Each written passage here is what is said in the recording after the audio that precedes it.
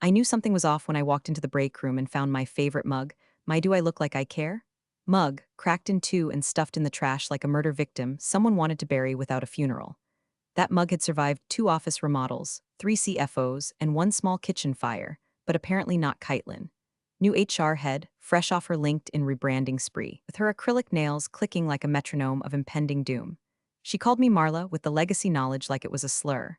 You don't last 20 years in operations without learning to read rooms the way a poker player reads faces. And something in the building had shifted, like the air went stale the minute she walked in with her culture realignment bullet points and unblinking eye contact. She thought we were a sitcom, and she'd been hired to kill off the old characters in season 5. Let me pause here for 1 second since I've got your attention. If you're listening to this and not subscribed, come on, 90% of you are ghosting me like corporate during budget season. Hit that subscribe button, tap the like. It keeps our little team fueled with caffeine and spite. Now, back to the slow motion car crash that was Kaitlyn's idea of people management. She started small, removed the candy jar from reception, banned desk plants, rewrote the PTO policy in Comic Sans and called it fun. But her real campaign was less about succulence and more about pruning the salary-heavy folks who didn't post inspirational quotes on Slack. I was a prime target, too old to be trendy, too experienced to be cheap, and too steady to need micromanaging, which made me invisible until I wasn't. I'd been at that company longer than most of our software licenses. I onboarded my first project back when cloud was still a weather report. I'd outlasted every VP who ever tried to revamp ops. My job wasn't flashy, but it kept the wheels turning. Contracts reviewed, vendors paid, fire drills that didn't turn into infernos because I handled the tiny sparks before anyone smelled smoke. But there's no metric for quiet competence, no award for never dropping a ball. Kaitlyn didn't understand people like me. She wanted unicorns, hungry, young, overly caffeinated, willing to cry on TikTok about hustle culture. I was a fossil, according to her hallway whisperers, reliable but outdated, like a fax machine that still worked too well to throw out but embarrassed you in meetings. She started canceling my recurring check-ins, redirected approvals through newer hires who couldn't tell an invoice from a menu. Meetings got scheduled accidentally without me. I stopped correcting people when they got things wrong in group emails, let them swing in the breeze a little. Nothing malicious. Just stop being the safety net they didn't know they had. Then one Tuesday, as I was saving the day for the third time before lunch, this time untangling a client access issue caused by a junior dev pushing code to production without change control, I noticed something. Kaitlyn watching me from across the hall like she was checking a list. And suddenly I knew. This wasn't about performance, it was about optics. They wanted to look lean. Agile, younger, I'd seen it before. Never thought I'd be the headline. But here's the funny thing about being invisible, you hear everything. And I'd been listening, collecting, saving, not for revenge, not at first. Just because some part of me always knew that one day, someone would mistake silence for weakness. And when that day came, I'd be ready. It was 9:04 a.m. on a Thursday when Kaitlyn summoned me with a chirpy calendar invite titled, Touchpoint 15 Mins. The smiley face felt like an insult before I even clicked. I walked in to find her already seated in the HR conference room, windowless, sterile, smelling like fresh laminate and whatever perfume she marinates in that makes your eyes sting. On the table sat a cardboard box, standard issue, brown, empty. Beside it, a single piece of paper flipped face down. I didn't sit. Kaitlyn folded her hands with performative empathy, like a pastor about to read a eulogy for someone she never liked. Marla, she began, in that overly rounded voice people use with toddlers and temp workers, undergoing some realignment in the org structure. Leadership's making bold moves toward future-facing operations, and unfortunately, your position is no longer aligned with our strategic priorities. Translation: we want younger, cheaper, and louder. She slid the paper across the table like she was dealing a poker card she knew would ruin me. The letter was printed on letterhead so generic it looked like it had been downloaded from a template site. Dear Marla, due to restructuring, we regret to inform you blah blah blah. Severance details in fine print, a hotline number in case I needed to process emotions. I stared at it a moment, then tapped the paper once with my index finger. Is this final? Kaitlyn leaned back in her chair, her smirk as smug as a cat in a birdcage. Very, that was the moment. The one they'd all dissect later. How I didn't flinch, didn't argue, didn't cry, shout, ask for reconsideration. I just nodded once slowly, like someone finishing the last page of a book they already knew the ending to. Picked up the box, left the letter behind, and walked out without a single word. But silence in the right mouth can sound like a war drum. And mine echoed, people noticed. Heads peeked out of cubicles. Eyes darted toward me as I passed. A few stood halfway, as if about to speak, then thought better of it. I didn't look at any of them. I just walked that stupid box down the hallway like it held something sacred, instead of 20 years of corporate indifference. Inside the elevator, I stared at the panel, my reflection flickering in the mirrored walls. Kaitlyn thought she'd won, that she'd just checked a box on some spreadsheet titled Legacy Elimination. But here's the thing about spreadsheets, they don't account for consequences. They don't see what's been buried in a drawer for 2 decades, waiting for its resurrection. By the time the elevator doors opened, I had already begun building a plan in my head. Not from spite, from protocol. The same protocol I used to save their asses 100 times over when systems failed, or contracts went sideways, or compliance flagged an issue 3 hours before a deadline. I was always calm, always careful, always prepared. The sunlight hit me as I stepped outside. It felt fake, like the kind of warm they pump into Vegas casinos to trick your circadian rhythm. I walked to my car, parked in the exact same spot I'd parked in since before Kaitlyn was out of college. Set the box on the passenger seat, sat, closed the door. Then I exhaled, just once, and pulled out my phone. There was a folder in my cloud drive, titled plainly in case of emergency. No emojis, no fluff, just decades of receipts, scans, email chains, and one very specific document from 2004. My original contract, signed in ink, before the company had an app, before anyone gave a damn about future-facing anything. I opened it, scrolled, and found the clause, the one I had highlighted, printed, and saved not once but 3 separate times over the years.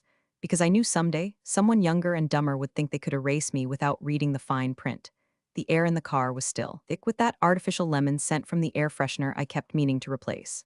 I sat there, hands steady on the steering wheel, like I was about to merge onto a highway instead of detonate a quiet little bomb.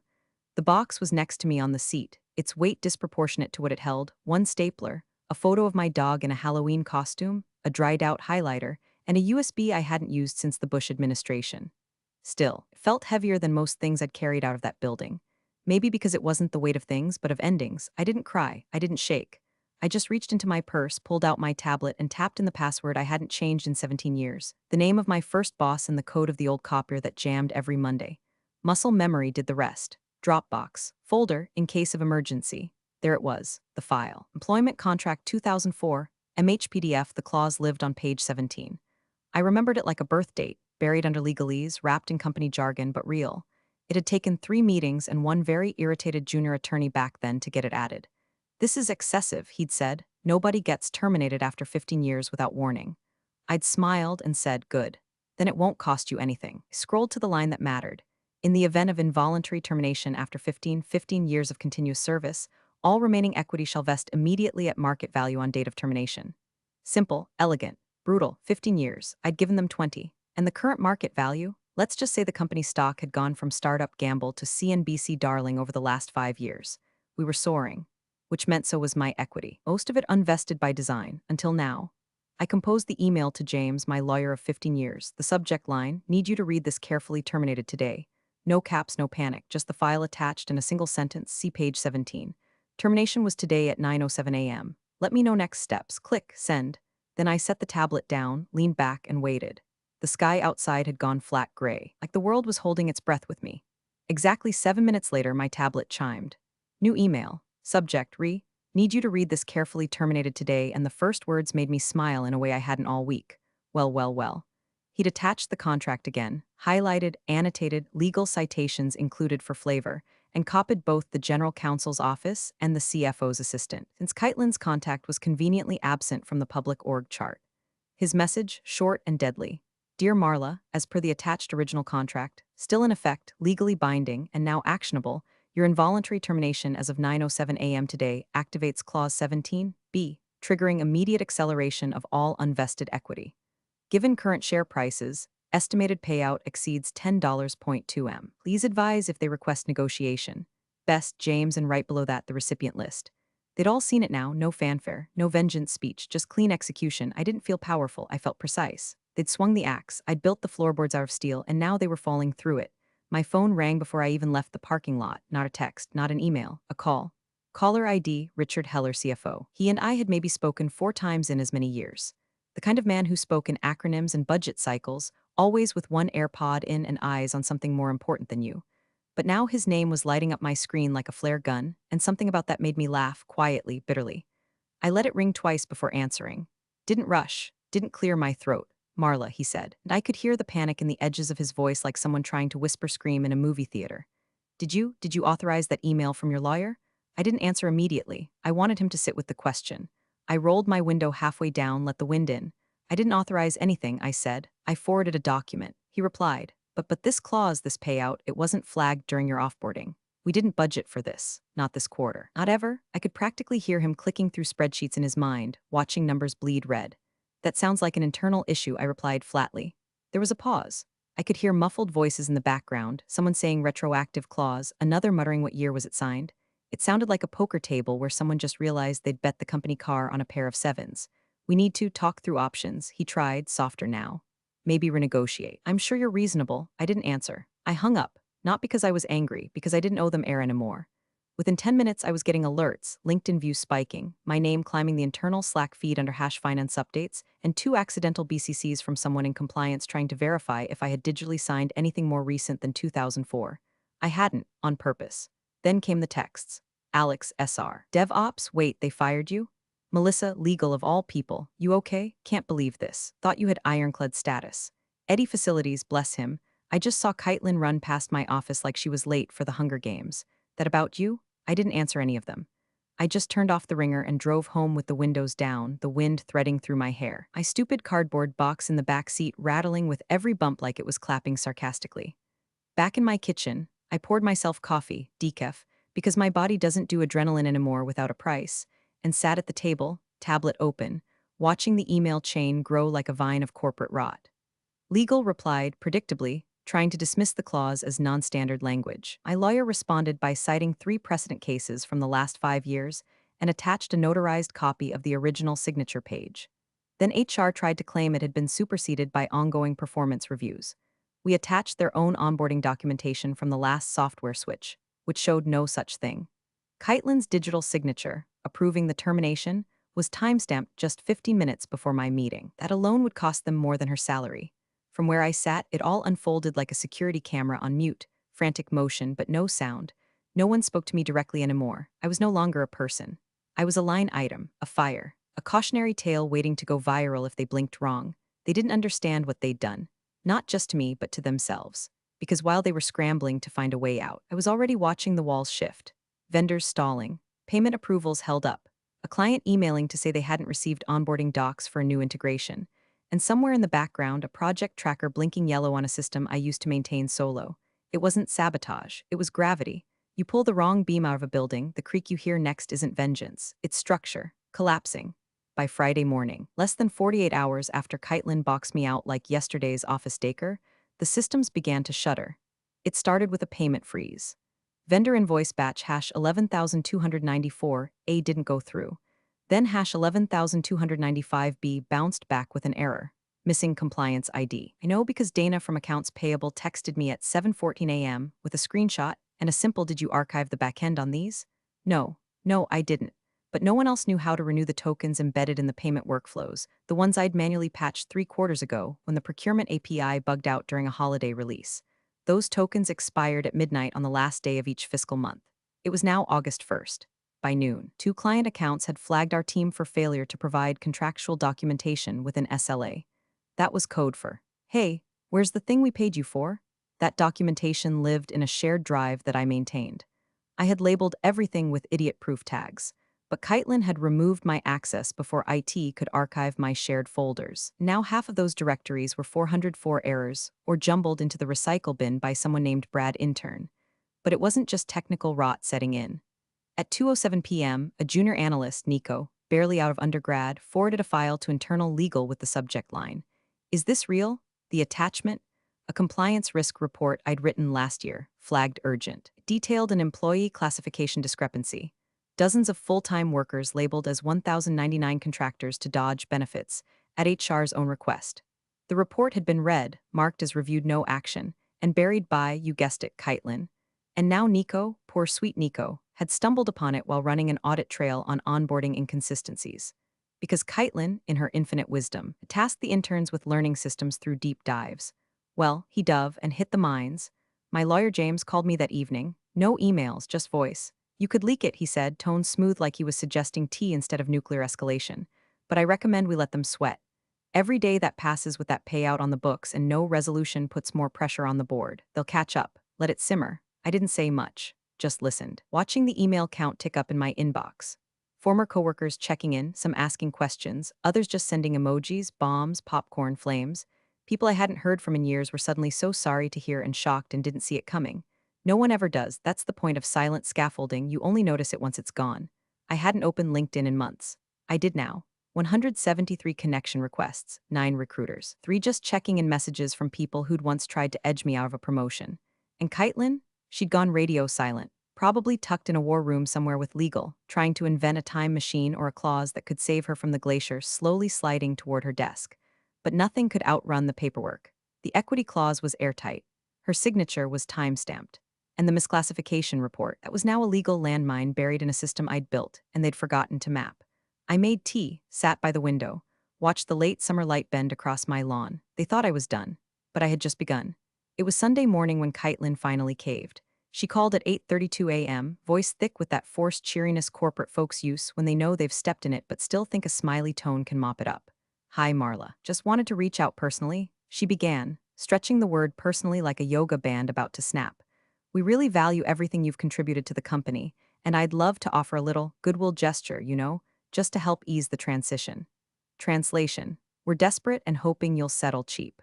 She launched into her pitch like she was reading off a pitch deck titled Operation Damage Control, that the company was prepared to offer $75,000 as a severance, plus a 3-month healthcare extension, and of course, this was her favorite part, a standard confidentiality agreement just to keep everything clean.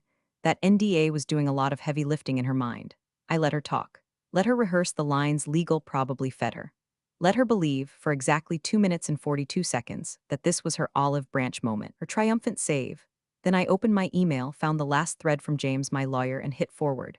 Subject line unchanged, no body text, no commentary. Just the entire chain intact, including the clause, the math, and the summary that made grown men in suits sweat through their ergonomic mesh chairs. I sent it while she was still talking. There was a pause mid-sentence. I imagined her eyes scanning it, the moment her voice caught, like she'd just swallowed something sharp. Oh, she said, softer now. You're going that route. I didn't respond, I just waited. Silence again, doing more than words ever could. She tried to recover, but her confidence was leaking out of her like air from a pinprick balloon. I mean, obviously we respect your legal rights, but I just thought, maybe we could resolve this amicably before it becomes messy. Too late, I thought, but I let her twist for a second longer before hanging up without a word. 10 minutes later, I got a text from one of the junior HR reps, Jamie. Bless her, poor thing never had a poker face in meetings. She just sent a screenshot, no caption. It was from the internal HR Slack, accidentally posted in the wrong channel. It showed Kaitlyn's name above a panicked message to the executive thread. How did we miss this? This clause is a landmine. Legal said her original contract was standardized. Who approved this? A few messages below it. CFO Rich, this isn't a landmine, it's a dam crater. GC Allen, we can't void it, it's enforceable. Her lawyer's a shark. Then the kicker from someone just listed as exec ops Paula, if this goes public, we're toast. Her clause isn't the only one from that era. There are 6 others. I stared at the image for a long moment, then let out a laugh, short, sharp, too loud for a quiet Sunday morning. Scared the cat off the windowsill. It was the sound of inevitability catching up. They weren't trying to save me now, they were trying to save themselves. And Kaitlyn, the woman who smirked when she slid that box across the table, she was unraveling, her grip slipping, her legacy already rotting before it was written.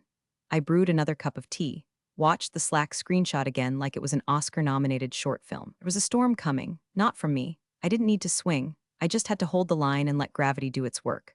By Monday morning, the whispers hit the top floor. It started with a calendar shift. The quarterly investor update, originally set for Tuesday afternoon, was suddenly marked tentative. That word, tentative, was the corporate equivalent of a fire alarm with the batteries ripped out.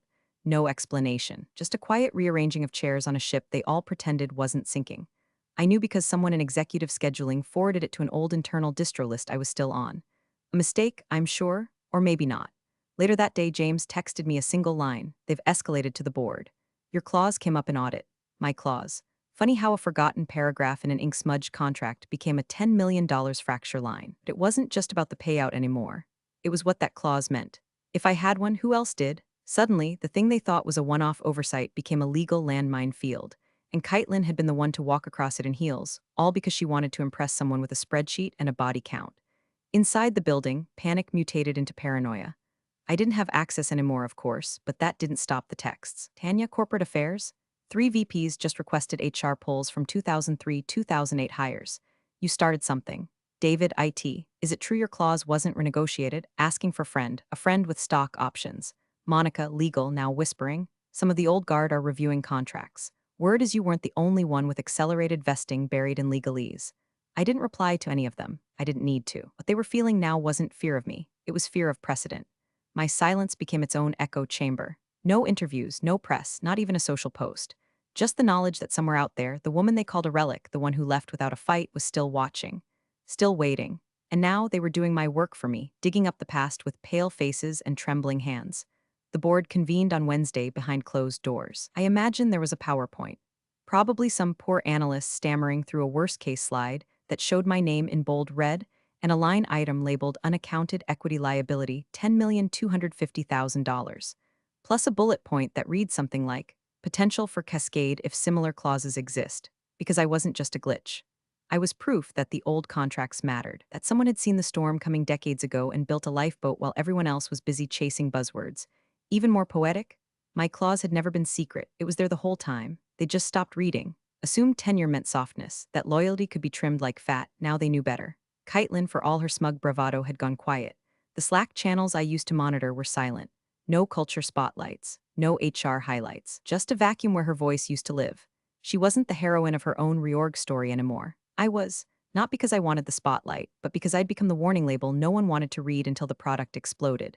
Somewhere, deep in that building I helped hold together for 2 decades, contracts were being combed, highlighters uncapped, attorneys summoned, panic drafted into memos with titles like Legacy Compensation Exposure Phase 1. They didn't say my name out loud, but they didn't have to. I was the clause, and I hadn't even raised my voice. They say the worst sound in a boardroom isn't shouting. It's silence after someone drops a truth so heavy, no one wants to breathe wrong around it. According to someone who'd never dared text me from the 17th floor until now, that silence came just after the general counsel cleared his throat and said, the termination was executed without a compliance review. Kaitlyn bypassed the standard flagging protocol. A pause. Then the CEO, Michael, who once shook my hand at a holiday party without remembering I'd been running his back-end ops since he was still CFO, slammed his palm on the table and shouted, she had one job, one process. But the thing about processes, they only work when people respect them. And Kaitlyn, she treated protocols like mood boards, nice to glance at, never to follow. The GC, cool as ever, simply slid a packet across the table. This is the timestamped digital chain of approval. You'll see Kaitlyn signed off. No compliance routing. No review, no audit. Right there in bold was her name and a big red checkmark next to the phrase ready to proceed, no exceptions noted. You could almost hear the gall in his voice when he said, had she followed proper steps, clause 17, B would have been flagged. Legal would have advised against termination without renegotiation. The boardroom fell into that stunned stillness that only happens when people realize they've been standing on a trapdoor, and the hinges are already groaning. And that's when the emails started.